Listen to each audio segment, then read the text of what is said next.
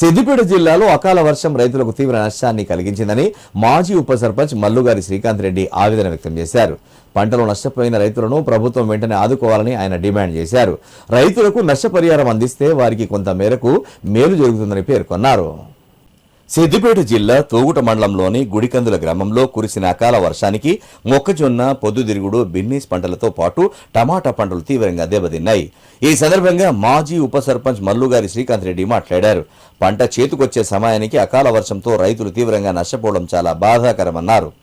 నష్టాన్ని ప్రభుత్వం అంచనా వేసి వెంటనే రైతులకు పరిహారం అందించాలని కోరారు. గతంలో కూడా ఇలాంటి అకాల వర్షాలు కురిసినప్పుడు ప్రభుత్వాలు పూర్తి స్థాయిలో రైతులను ఆదుకోవడంలో విఫలమయ్యాయని ఆరోపించారు. కనీసం రైతులకు నష్టపరిహారం అందిస్తే కొంత మేరకు మేలు జరుగుతుందని అన్నారు.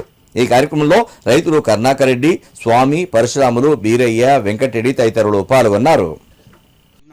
సాయంత్రం కురిసినటువంటి అకాల వర్షానికి రైతులు బాగా నష్టం జరిగింది. మక్క కానీ మరియు బీనిసు ఆల్రెడీ పీకే దశలో కూడా సన్ఫ్లవర్ అన్ని విధాలలో కూడా రైతులు చాలా నష్టం జరిగింది. తక్షణమే ఏఓలకు కానీ ఏడీలకు కానీ ఫోన్ చేసి ఎంత నష్టం జరిగిందో అంచనా వేసి గత కాలంలో కూడా జరిగిన రాళ్ల వనరులు కొట్టినా కూడా సర్వే చేసిరు, ఏ ఫలితం రాలేదు. ఈసారన్నా ఈ గవర్నమెంట్ అన్న రైతులను ఆదుకోవాలని చెప్పేసి కోరుకుంటున్నాను. చాలా అంటే చాలా నష్టం జరిగింది.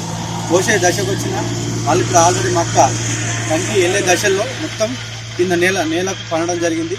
బీనిస్ కూడా ఎక్కువ బెల్ట్ ఇక్కడ సైడు బీనిస్ కూడా అంచనా వేసి రైతులు చూసుకోవాలని చెప్పేసి టమాటా కాడికి వెళ్ళి టమాటా కూడా రాళ్ళు వాడడం వలన టమాటా కాయ కూడా డ్యామేజ్ జరిగింది.